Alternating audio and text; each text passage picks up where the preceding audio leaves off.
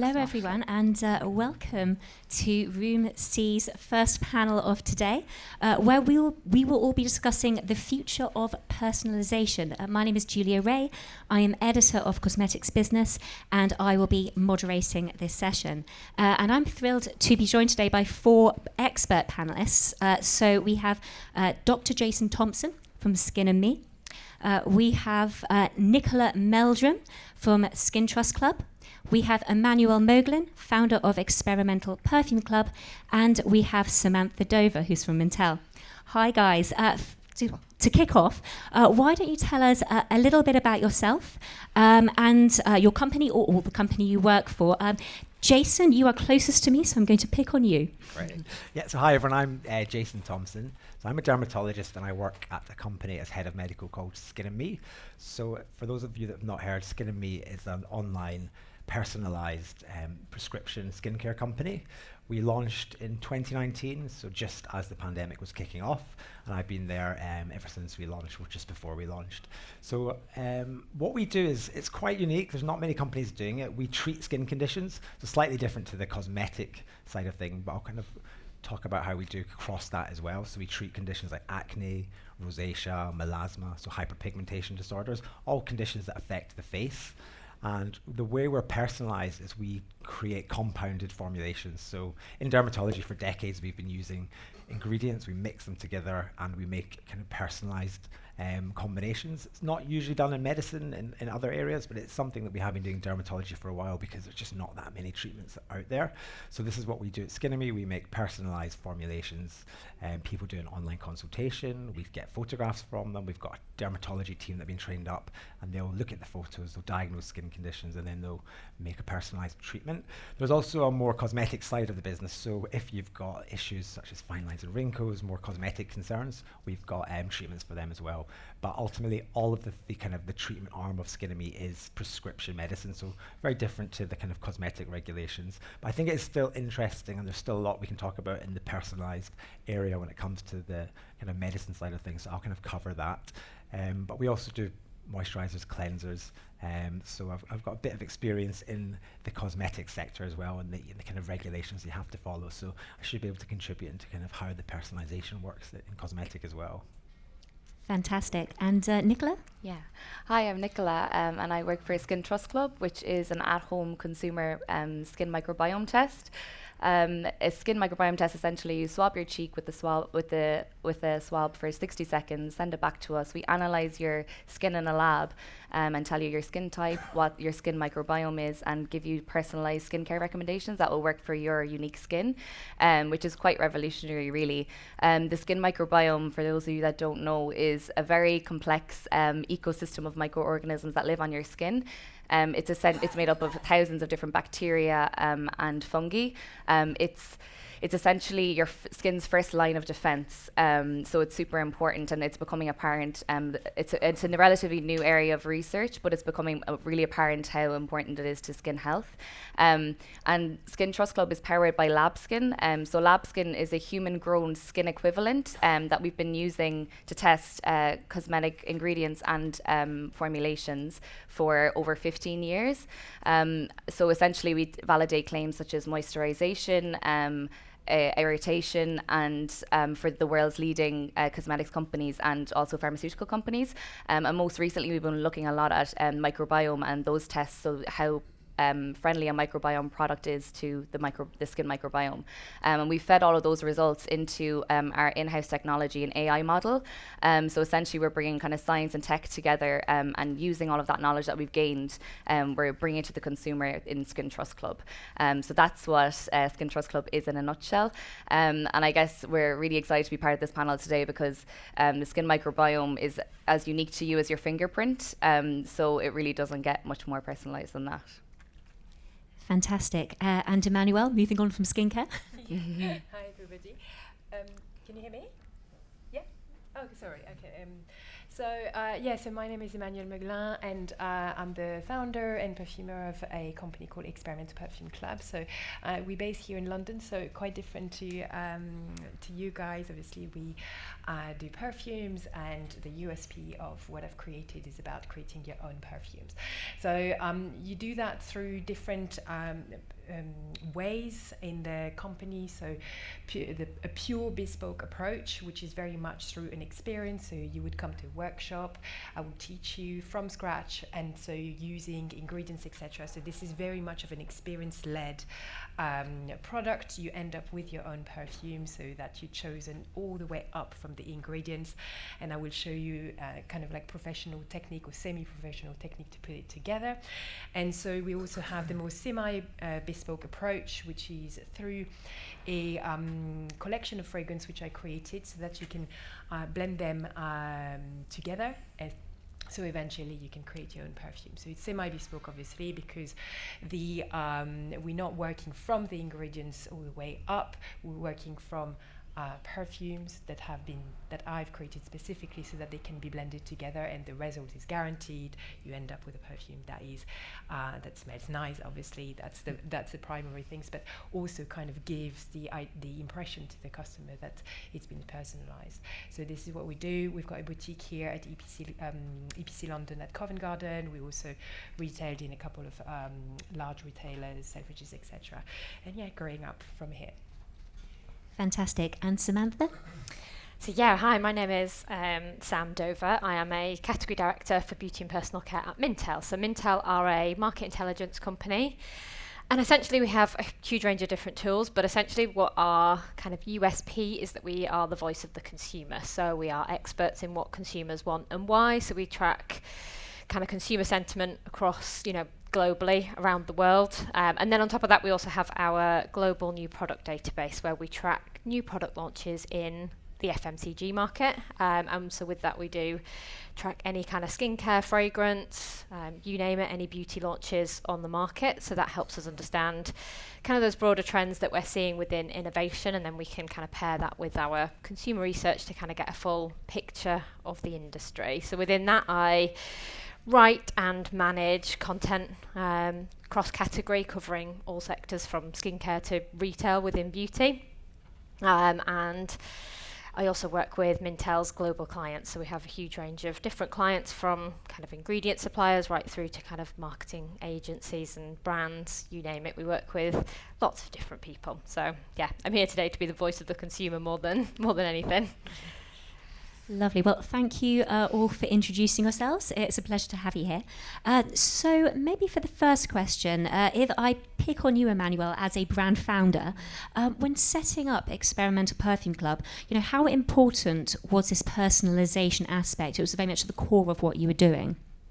Yeah, so it was very much the core. So personalization in bespoke perfume is the USP of the company. So I started it actually it's grown very organically. It's a concept that I started on the back of a career as a perfumer. So I was working in a trade of perfume business for many years, and I was quite surprised about how disconnected the consumer was from ultimately the perfume. So most consumer buy it from like the brand, and so not necessarily from the knowledge of what's in the formula. So there is this disconnection still exists very much so, but it's something that is starting to become education around perfumery is starting to become more prominent, of course, than when I started 5-6 years ago. So when I started it was very much about this idea of like providing education to people. And I think for me, actually, personalization is education, and is one of the core for engaging with customers through helping them to personalize fragrance. So I would say it's one of the great thing about personalization, education, but is also one of the challenge. I think I'm sure we get to that point where we talk about challenge and how to go around that challenge of bespoke. But so and all the way from there. So for me, bespoke has very much been an adventure. I don't think bespoke is a formula, unfortunately. So it's something about talking constantly to your customers, understanding what they're looking for, what they like, and then changing your product from there. And unfortunately, it's not so much. I mean, my experience of bespoke, or my approach hasn't been like, here we go, I've created a product, do you want it or not? It's been, I created a product and constantly changing it, tweaking it, and making it better, and making sure that it's become more and more bespoke along the way. Fantastic. So it's something of a journey there. And Jason, obviously being a skincare company, Skin & Me presumably takes a slightly different approach. Can you talk us through your model? You mentioned a couple of things there, but tell us exactly how the process works. So I guess I'll start where we've got the customer in front of one of our dermatology teams. They're looking at photographs. The customer is giving them all this information about what they're wanting to treat. Is it acne? Is it fine lines and wrinkles? And we're getting lots of other information like what's their skin type? Are they sensitive to different skincare ingredients? Have they used a retinoid before? Have they had issues with using that retinoid before? And you piece all this together, and then you can work out what to prescribe the customer in front of you. So we've usually got ingredients like tretinoin, so kind of a powerful retinoid, but the kind of same principle it works for if you're doing cosmetic kind of treatments. So you then choose your strength. So any ingredient that's going to be potentially irritant to somebody, we'll tweak the strength. So we go as low as 0.006% for our tretinoin, all the way up to kind of the highest evidence base is 0.1, and then we'll add in other ingredients. So we usually use ingredients that kind of have multiple functions, so things like tretinoin and retinoids work for loads of skin concerns. You always hear about dermatologists banging on about retinoids. We love them. We've been using them for a long time for acne, for hyperpigmentation, for fine lines and wrinkles. So you'll usually find one of those hero ingredients. We'll also include other ingredients such as azelaic acid or niacinamide, and you're able to basically bring together these ingredients to give the customer the best outcome. If somebody's never had a retinoid, we'll usually start them low. If they've got sensitive skin, we might not use a retinoid at all. So the aim is you give somebody something that's going to work for them, give them the best chance of having a good outcome with minimal side effects. And the nice thing is that you can change it each month. So often we'll start low every month, the strengths will change, and people are on a bit of a journey, so a kind of a pathway almost of treatment. So that's kind of how it works from the prescription side. We're quite limited though in medicine because we need to do quite a lot of tests, a lot more. The bar's a lot higher for prescription medicines. We need to follow what's called the MHRA, which is the medicines regulator. Whereas cosmetics, obviously, you need to do the EU, the UK cosmetics regulations. You need to follow them. But the level of testing that we have to do involves using a machine called an HPLC machine. You actually have to prove that the percentage and the ingredient is in that product at the exact percentage that you say it is, and you have to show that it stays at that percentage over a set amount of time. So that has a big implications for like the shelf life of a medicine. So normally our shelf life would be like just over a month, because it's made fresh. The ingredients, we can't guarantee that they'll stay at those percentages over time. So that does have big implications. But if you kind of take that over to the cosmetic side, I think you definitely can personalize based on a questionnaire, based on photographs, based on basically speaking to your customer about what they want to achieve. Where it does get tricky, I think, is the regs, because although you don't have to do the testing to the same level, you still need to do all the labeling, you still need to do all the kind of the CPSR, and I hope there'll be some expertise here. I'm not really clued up on how they do it, but how do you do a notification on the portals or do a CPSR for one of the thousands or billions of combinations like other companies like Function of Beauty are doing at the moment? They're saying they can do one of 3.5 billion combinations in your custom serum. So I'd be really interested to understand how we can get around the regs. Have a lot of there. people doing that behind yeah, the scenes. it's a lot. Fantastic. Nicola, Skin Trust Club, again, so you operate in the personalised skincare space, but in a different way. You work with brands rather than, kind of creating the products yourselves. Am I correct? Lovely. Yeah. So can you tell us a little bit about Skin Trust Club's approach? Yeah, so Skin Trust Club's approach to personalisation is very much led by science. I think that a lot of personalization, at the beginning of personalization, it was trying to get some more information from the consumer. So it's photos and questionnaires and trying to understand their concerns. And I think Skin Trust Club has kind of brought this to the next level, in that we actually now can test your skin. And it's definitely an approach that we're led by science, because we're kind of letting consumers understand, trying to educate them on the science of the skin. As I mentioned, the skin microbiome and the effect that this has on your skin is very new. So it's trying to educate the consumer on their skin science, what's living on their skin. So our report will tell you exactly what type of bacteria are living on your skin. And this is good. It's a good thing that there's bacteria in your skin. A lot of people are kind of afraid of that. It's a very new concept. So they can understand the bacteria that's on their skin, and also in what quantities, and more importantly, how this dictates your behavior of your skin.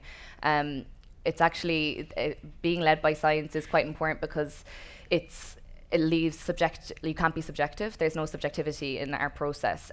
We actually found that 63% of our users are consumers that use our tests. We asked them before they test their skin what skin type they think they have, and 63% of them got it wrong. So our skin test brought back and told them they thought they had oily, me included. I thought I had dry skin for 28 years, and I actually had oily. So it's quite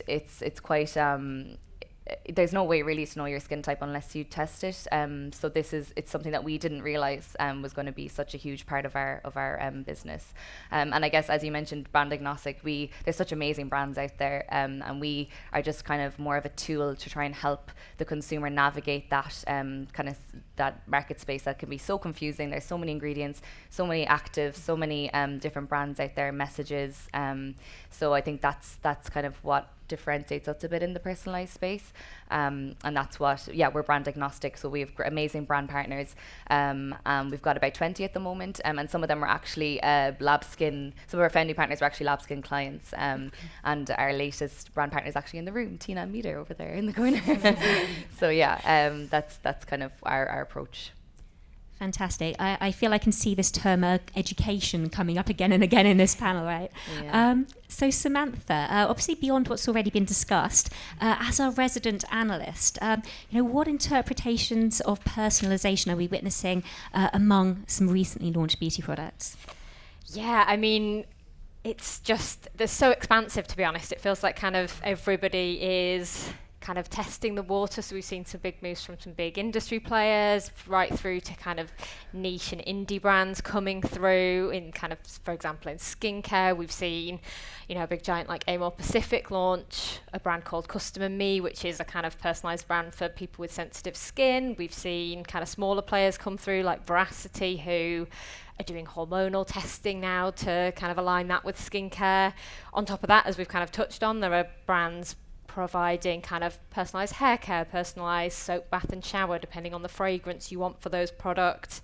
On top of that, you're seeing shade customization in things like makeup and hair colorants. So there's a huge amount going on, even just from a new product development perspective. But one area that I'm really interested in as well is this idea of personalising the consumer's kind of purchase journey. So how we discover products, how we reach the decisions that we make, and a lot of investment is going into personalization in that space. So it feels like, lots of different skincare brands now have kind of quizzes and kind of skin scanners to test to kind of recommend based on those kind of AI-powered analysis tools.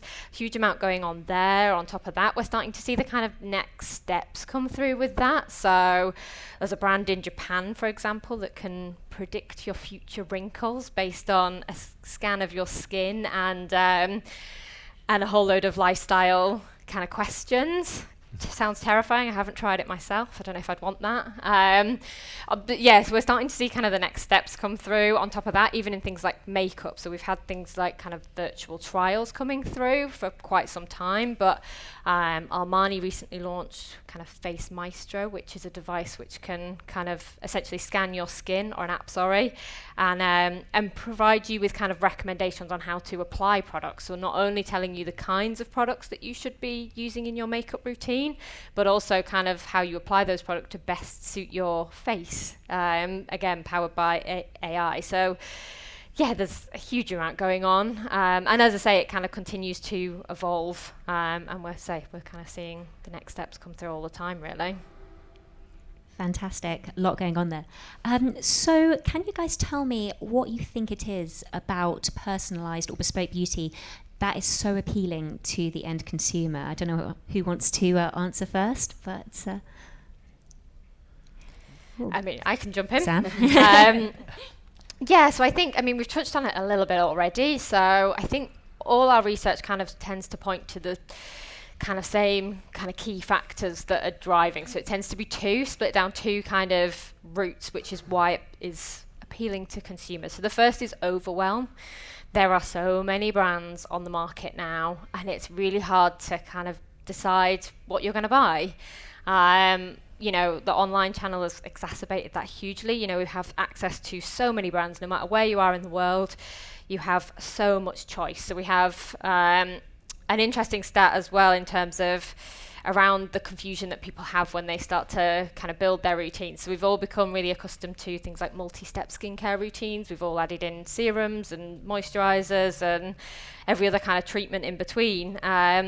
And with that, we've got, in the UK, we have this stat kind of across Europe, but in the UK, 64% of women who use facial skincare products don't actually know what products work on their skin. So they don't know which products are making a difference. So that's just one example. On top of that, we have research around people buying products and being disappointed by them.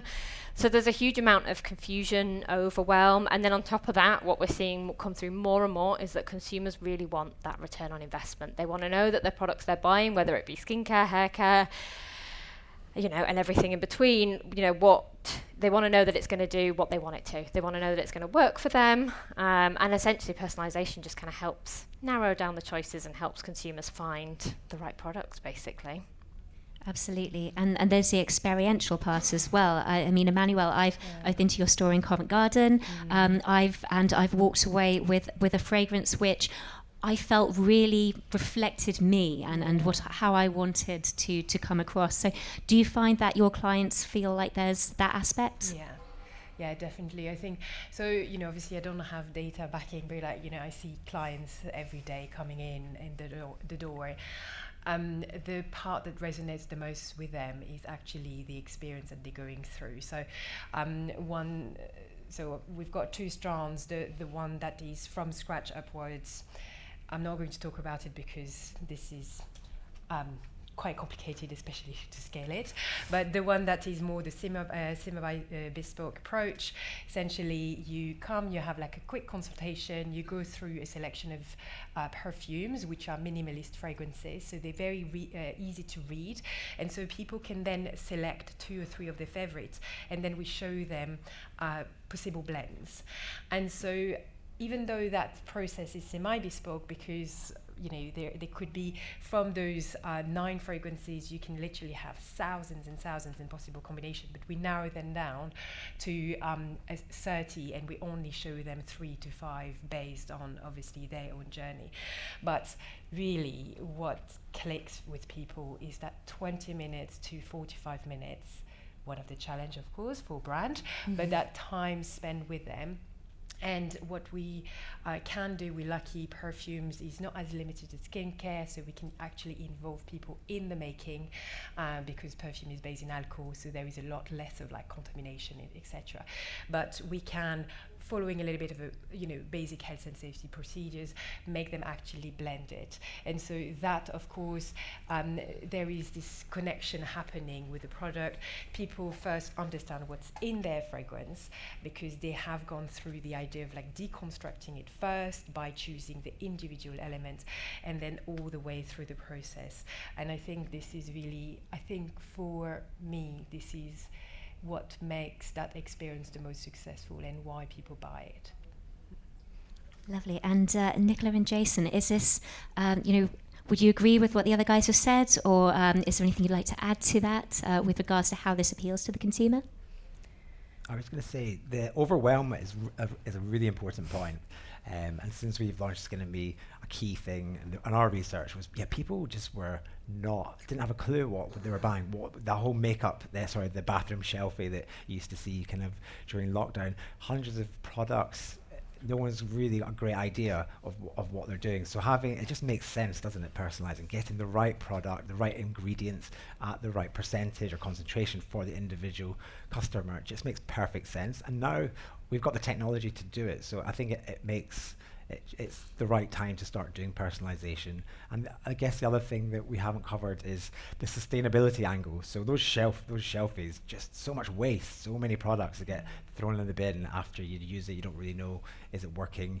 There's a lot of waste, and we've really gone kind of down the stripped back skincare routine at Skin and Me. So we really believe that you've got your treatment product, your hero product that's got all the active ingredients you need for that treatment step, and the rest of your skincare routine is really simple. It's a moisturizer, a cleanser, and obviously sunscreen, because you can't have your skincare without a sunscreen. And that's it. It's 4 items, 4 products, and that's all anybody really needs. So I think just having those 4 just really allows you to strip it back, and it's much better for sustainability as well. So that's another key thing.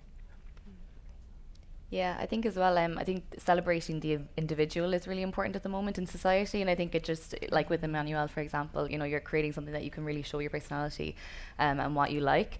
And as well, another thing, I think it's interesting to watch how personalization has changed from when it first started. It was quite, I would say, superficial. It was like putting, you know, your monogram name on something. But now it's starting to move to like more of a deeper personalization. And I think it's quite functional as well, especially in skincare. It's, you know, it's what and it's kind of trust, I think, as well. You know, there's lots, the beauty industry is booming at the moment, and it's amazing. There's so many different brands, you know, so much hype between social media, TikTok. Everyone gets overwhelmed, don't know what to do. I think the overwhelm is a huge point. But it's that trust that, okay, someone's telling me that this is going to work for me. It's not just, you know, it won't make me break out, or it won't, you know, cause a reaction, or make that it'll go to waste. I think that's another kind of important point as well. The trust with the consumer and kind of a reassurance is personalization. Fantastic. Well, thank you. So this is a bit of a devil's advocate question, and I think to a certain extent you might have already answered this in part.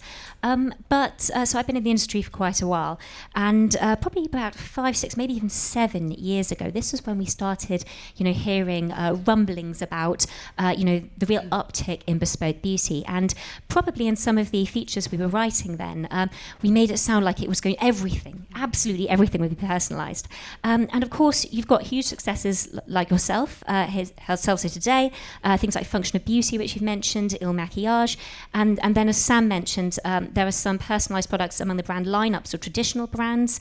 But guys, observationally, why do you think this skyrocket in bespoke beauty hasn't happened yet, and will it happen? Who wants to answer first? I can tell you from experience, because it's hard.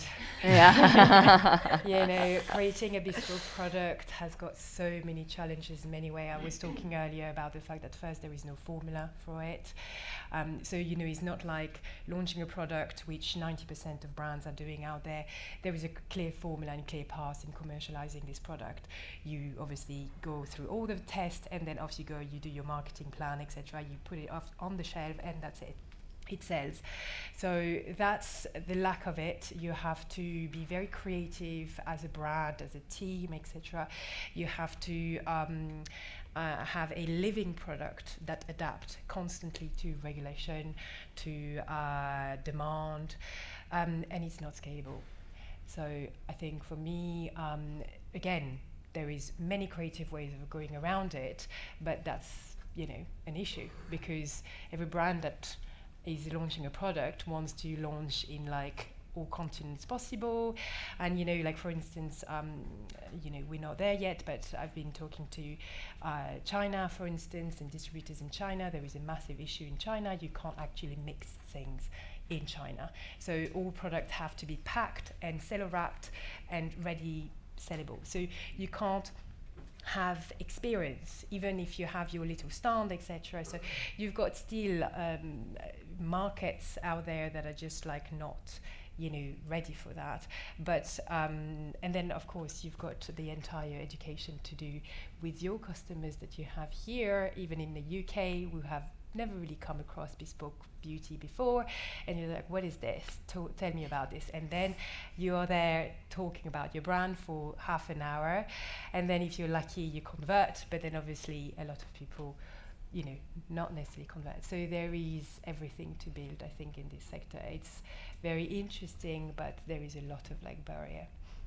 If it was easy, everyone would be doing it. Yes, exactly. I think it's going back to that regulations thing. I don't know how the regs allow you to do truly bespoke skincare.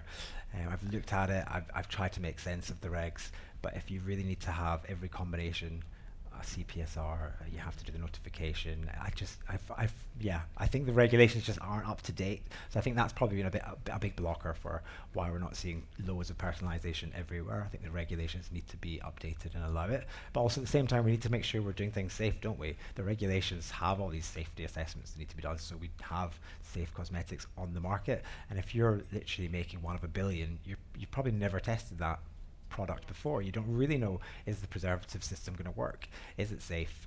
Will it have that shelf life? So I think there's still a lot of things to iron out there. I think also coming from the medical side, I need to see evidence that things work before I'll give it my stamp of approval. So the nice thing is about Skin and Me, we're working with evidence-based ingredients that have randomized controlled trials, the best evidence you can get. When we go into cosmetics, obviously the evidence is a lot less robust, I'd say.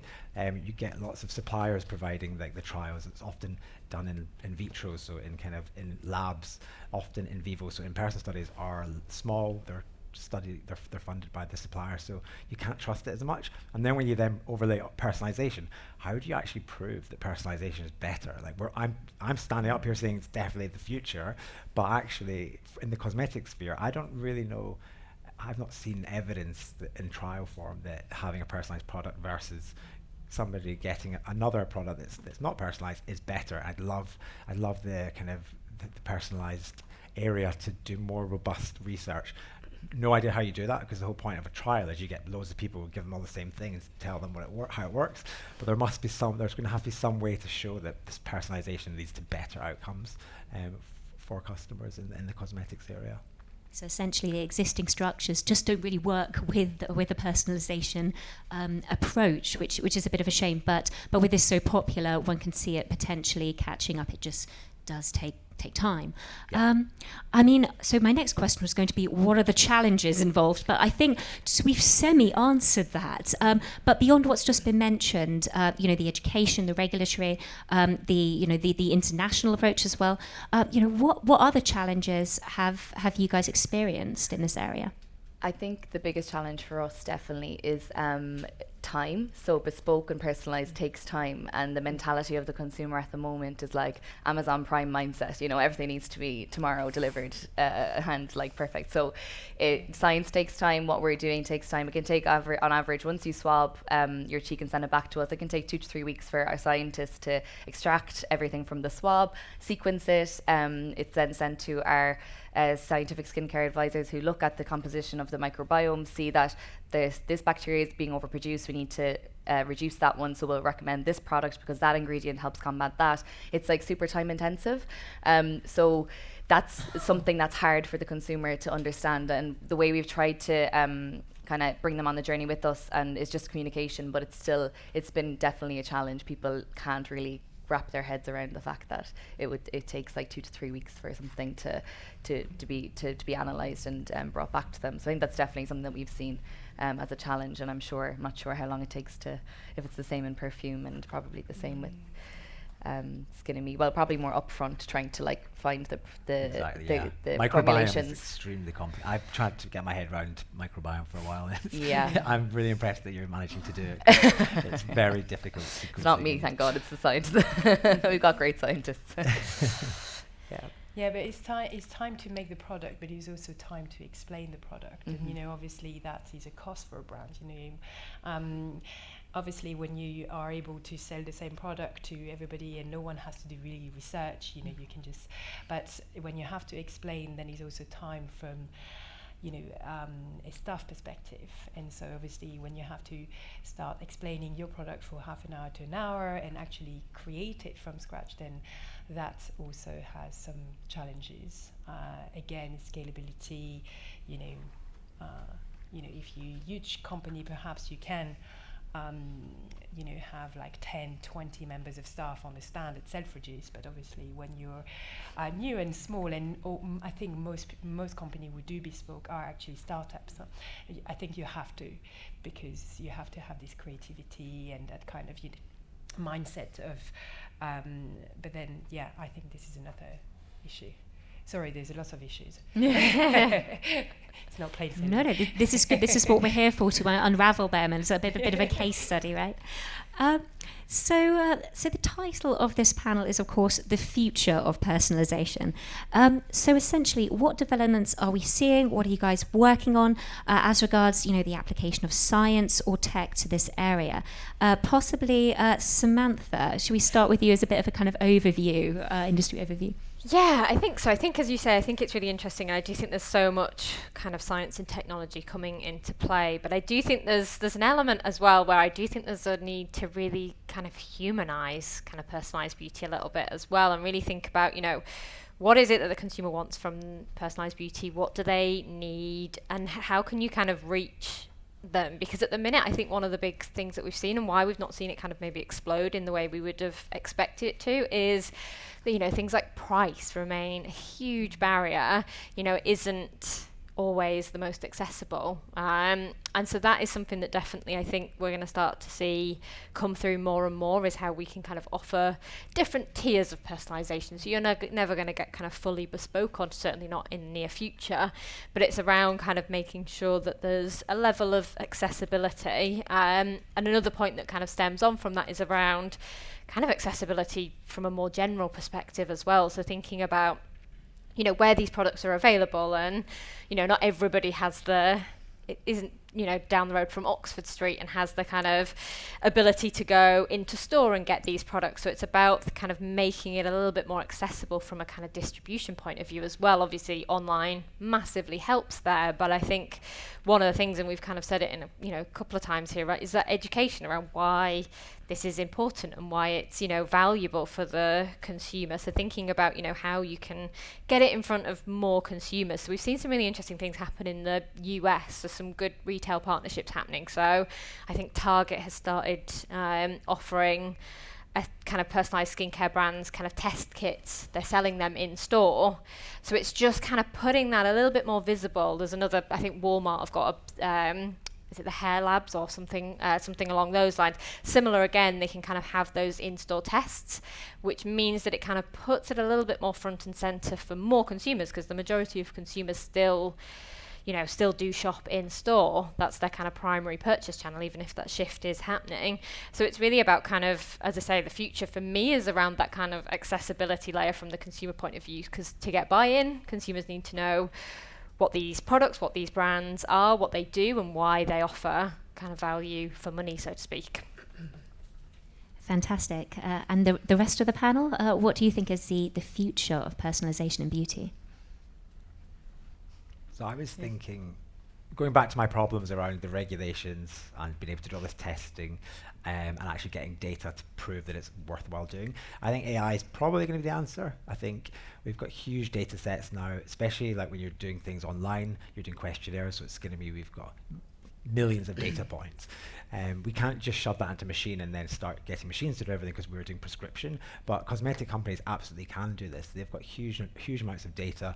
They can kind of get that feedback loop where you find out what works, what doesn't work, and it will get better. You'll train that data to be able to make better personalized choices. So I do think that's probably that will be the solution in the future for the kind of getting data to back up the right kind of personalization. And the other thing that I was thinking about, I'm not sure if anyone's seen this, but I was L'Oreal have an at-home device that's kind of, this is the future of personalization as well. I was very excited when I seen this. It's almost like a 3D printer. It's a device that sits in your bathroom countertop, and it will print or make anything from foundation to lipstick to skincare products.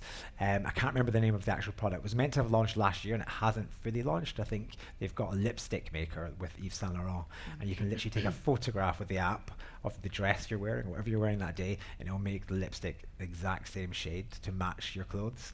So I think there's going to be a lot of explosive interest in that type of at-home device, and it doesn't sound like it'd be too expensive, around kind of £200 for this kind of bathroom cabinet device. Incredible. Again, the price accessibility bit there as well. Fantastic. And Nicola, I mean, obviously you guys go quite granular. You focus very much specifically on the science of the microbiome there. Do you think that is very much part of the future of personalisation for skincare? I think so. I think there's a lot of things that have happened in the past few years with COVID. Sorry to say that word, but I think there's a deeper understanding and respect, even more of a respect for science, and also beauty was one of the first. The technology in the beauty industry. I think beauty was one of the first industries to really take COVID and just turn it around for themselves. They're doing virtual consultations, AR, augmented reality try-ons, etc. And I think for me, the marriage of science and technology, which is kind of what Skin Trust Club is doing, bringing the science, making it accessible in your hand, which is what everyone wants, is the future for us. For example, with our recent collaboration with Meter Beauty, we're looking to make it a tool in the future for dermatologists. So dermatologists can test their patient's skin with Skin Trust Club, look at what's going on, and then be able to really target specific skin concerns and help skin health, and then for it all to be done on a system in the office where they can see, they can track a patient monitoring tool essentially. And skin health, I think, is like quite a big thing that's going to open up. It's one out of 3 people are suffering from skin conditions at the moment in the world. So I think 44% of our users identify that they've got a skin condition when they open our app. So I think that's something that's that's what we see as a big step for us in the future of personalisation. Yeah. The problem solution skin health aspect, lovely. Yeah. And Emmanuel, how about for you? Where do you see yourself going over the next couple of years regarding personalisation? Yeah, so I think perfume is quite a category apart. It's not, doesn't have that high tech kind of aspect of it, and it's a lot more kind of hedonistic and kind of linked to fashion, etc. I like that idea of AI, but I don't think for perfume is quite there yet. And there was a company that launched a couple of years after me, and actually they folded. They were based in France, and they were called, they were working under the 2 large names, Bosch and Puig. So backed by very big names in the industry. Bosch was helped them make the machine, and Puig helped them make the perfumes. And so essentially what they were doing, kind of similar to what we do at EPC, which means that you work with fragrances, pre-made fragrances, but you work with a machine, and the machine kind of put this together, and you were going through consultation online or face-to-face, and then they had a library of 30 different fragrances, and then you could put it together. But it didn't survive the pandemic. It also didn't probably survive all of the hurdles that they had to go through this. The company folded 3 or 4 years after and I was actually really disappointed, because I thought, oh my God, this is really cool. And so I guess for me, it's still a question up in the air, really, because I can see that this machine, one of the huge issues, that the machine was costing €400 or something, 400-500 euros. So how, unless you love perfume, but how can you, and that is not even without the perfume, it's just a machine. And so again, down to price, I guess. One thing that I see also, we haven't talked about it, but personalization comes with doubts as well. So if you put in the hands of the customer the idea of him making his own perfumes or product or anything like this, there's going to be a lot of kind of am I good enough? Is that okay? Can I do it? And so I guess whether it's with a machine or whether it's with a person, there's always been that kind of barrier. How do you empower the customer enough so that eventually they are really happy to do it on their own? But yeah, sorry, I didn't really answer the question, but I think it's a big question mark. It's a big question, and it's very specific to each sector. And as you say, it's I think with fragrance as well, it's such an intensely personal aspect anyway, isn't it? So it's maybe slightly different. It's very hedonistic, yeah, I think. That's the difference, is that there is no kind of data backing of like, I mean, I know that there's so many customers who come to me and saying like the ultimate of personalization for me is to have a perfume that's match my skin type, which I can see you rolling your eyes. you know, it's because a lot of people think, and to a certain degree it's true, that perfumes is different on different people. So that is true to a certain level, but it's not as magical as what most people think.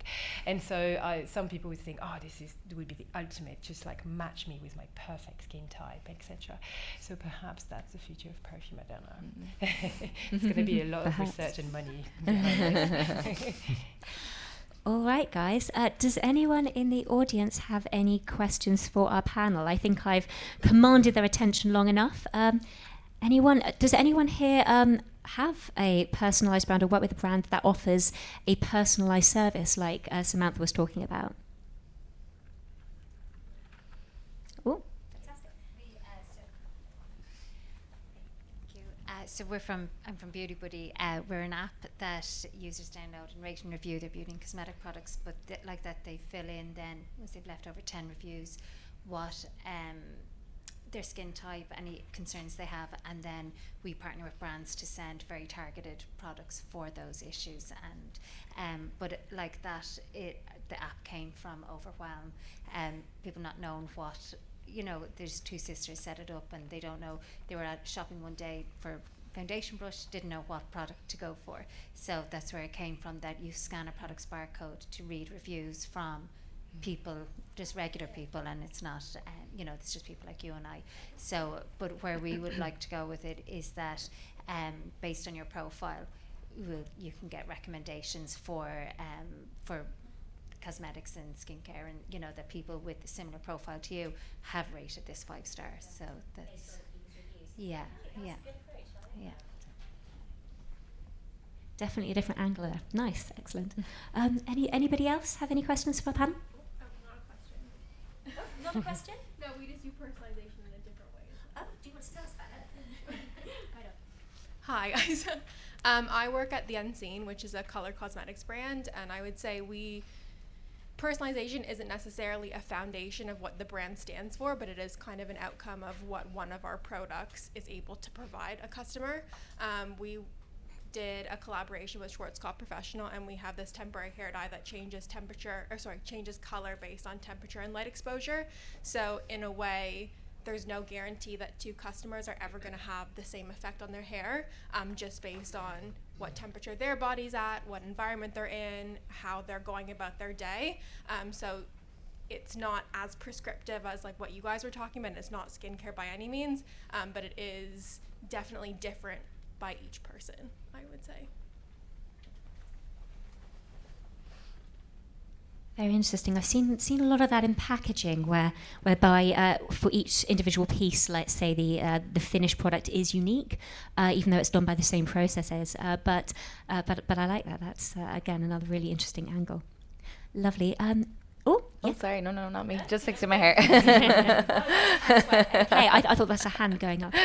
Lovely. Okay, well, if there's no more questions from the audience, you can grab any one of our panelists gently outside, and we have a space in room A, which is really good for kind of one-on-one meetings if you would like any further questions or are feeling a bit shy. But to round up, guys, based on your experience and obviously your observations as well, what pieces of advice would you give to someone interested in launching a bespoke brand, adding a bespoke product to their lineup, or indeed, starting an app or whatever it might be in this space? Who wants to go first? I'll start. When I'm looking at making a product or formulation, the first thing I would look at is the evidence for the ingredient that you're trying to include. So look at what your customer wants, what you're trying to achieve for them. Is it brightening? Is it acne? Is it fine lines and wrinkles, and then go and look at the evidence for the ingredients. And I would say go to the evidence not just from the supplier. I think suppliers are amazing at selling you guys ingredients, but often the evidence for those ingredients is just not there. So go and look for proper peer-reviewed published data that actually shows you what ingredients have evidence and what concentrations that they have evidence for. I think that's a really important point when you're starting on that personalization journey. I think if you're going to create a personalized brand, it definitely needs to be at the core of what you do. It should be the first word that the consumer thinks of when they see your brand. And that's definitely and having the right, being like expert led, so having the right people and the right team when you're trying to build something like that. And then for a branded product, I think that's a bit easier, like go for that. I think it's a very tactical play. You can play into, gifting or seasons and limited editions, and that's kind of an easier one, and that can just keep you top of mind in the consumer, and kind of bring your brand front and center. Fantastic. And Emmanuel, what do you wish somebody had told you, years ago? So it's interesting because although I am a perfumer by trade, I've worked at Mintel for quite a few years, and so some people would think that I picked up that personalization trend from talking so much about it through Mintel, but I didn't. I just really love my industry, and I love perfumes, and I'm a big passionate. I've been working in this business 15 years. Having learned about perfumery, that's from like when I was 15 years old, so that was a long time ago now. And for me, personalization is not so much of like that buzzwords or, I'm going to launch a brand around personalization. It was very much born out of, passion and wanting to share what I knew about, perfumes and one of the advice that I would say to someone who wants to launch a brand in bespoke is actually do it, because the chances that like in 6 months' time it will look very different.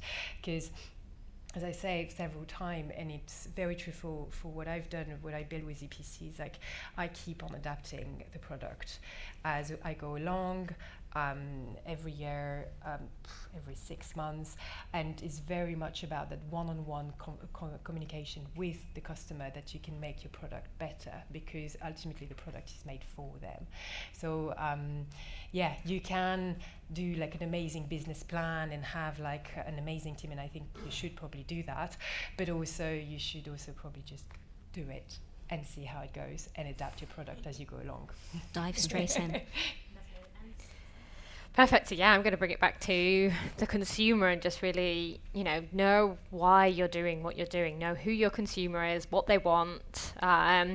We so often at Mintel get so many kind of clients coming to us who have got their eyes on what all their competitors are doing, and you quite often just want to say to them, just know who you are as a brand, and kind of it's obviously good to have that competitor knowledge and have that in the background, but on top of that, it's really important to, as I say, have a focus point and understand why you're doing it, because otherwise you will get lost trying to follow others. And I think the most interesting innovations in this space are always the ones that are a little bit unique and stand out and offer something different, and offer something that the consumer really wants. So that would be my advice. So essentially know yourself, as it were. Wonderful. So as a final thought of the day, starting with you, Jason, and working our way back, I want you to tell us in a line, in a sentence, what is the future of personalisation? On the spot. I think it's what we've been roughly talking about. I think we're going to get to a position where a customer will come with their specific needs, and we'll be able to, and I'm more thinking about the formulation, we'll be able to formulate something that's truly bespoke for them, so the right ingredients at the right concentration for them to get like what they really want to achieve. Fabulous. And Nicola? Yeah, I think it's a really exciting time to be part of in the beauty industry, and I think it's only going to begin to continue to grow, and probably even more brands, more things. And I guess personalization is just the way that we cut through and help the consumer navigate that. So that's what I see it as. Lovely. Emmanuel? Yeah, so for me, personalization is really need to move away from like just putting a label with your name on.